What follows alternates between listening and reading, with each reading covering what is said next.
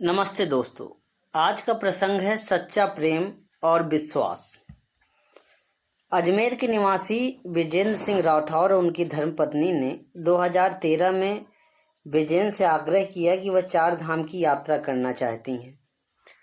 विजेंद्र एक travel agency में कार्यरत थे।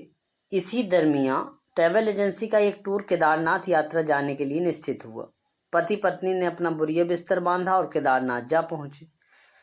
विजेंद्र और लीला एक लॉज में रुके थे। लीला को लॉज में छोड़ विजेंद्र कुछ दूर ही गए थे कि चारों ओर हाहाकार मच गई।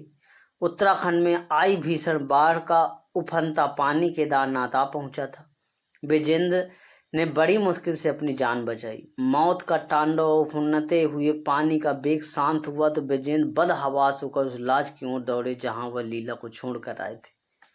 परंतु वहां पहुंचकर जो नजारा दिखा वह दिल दहला देने वाला था। सब कुछ बह चुका था। प्रकृति के इस तांडव के आगे वहां मौजूद हर इंसान बेबस दिख रहा था। तो क्या लीला भी?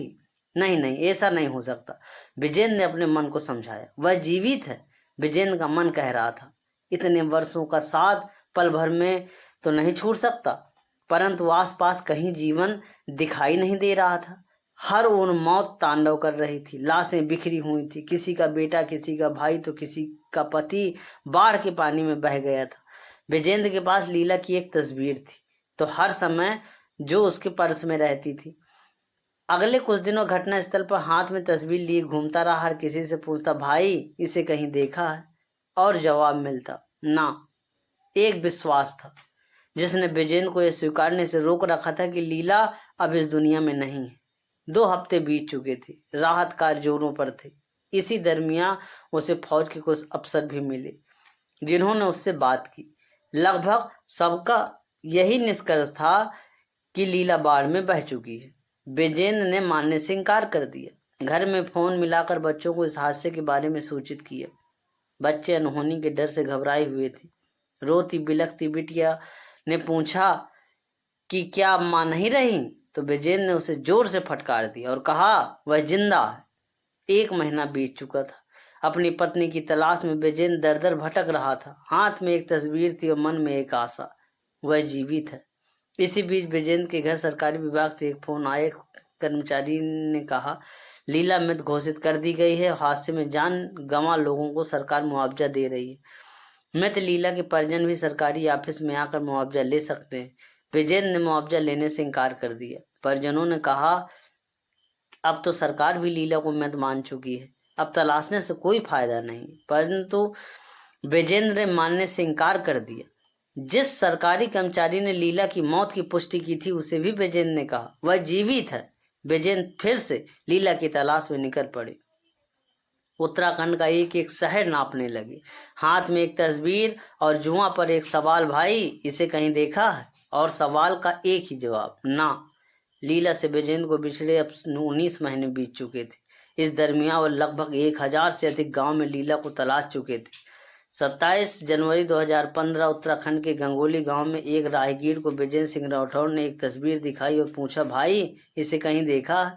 राहगीर ने तस्वीर ध्यान से देखी और बोला, हाँ देखा है, इसे देखा है। ये औरत तो बौराई सी हमारे गांव में घूमती रहती है। विजेंद्र राहगीर के पांव में गिर पड़े। राहगीर के साथ भागते भागते वे गांव पहुंचे। वही एक चौराहा था। सड़क के दूसरे कोने पर एक महिला बैठी थी। लीला, वह नजर जिससे नजर मिलाने को नजर तरस गई थी, वह लीला थी। विजेंद्र लीला का हाथ पकड़कर बोझ बच्चे की तरह रोते रहे। इस तलाश ने उन्हें तोड़ दिया था। भावनाएं और संवेदनाएं आंखों से अविरल बह रही थी। आंखें पत्थर हो चुकी थी, फिर भी भावनाओं का वेग उन्हें चीरता हुआ बह निकला था।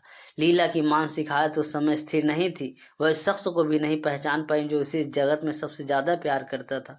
विजेंद्र ने लीला को उठाया और घर ले गए। 12 जून 2013 से बिछड़े बच्चे अपनी मां को 19 महीने के अंतराल के बाद देख रहे थे। आंखों से आंसुओं का सैलाब बह रहा था। यह 19 महीने विजेंद्र सिंह राठौर के जीवन का सबसे कठिनतम दौर था। परंतु इस कठिनाई के बीच भी विजेंद्र के हौसले को एक धागे ने बांधे रखा, वह प्रेम का धागा और विश्वास का धागा। एक पति का अपनी पत्नी के प्रति प्रेम और समर्पण जिसने प्रकृति के आदेश को भी पलट कर रख दिया।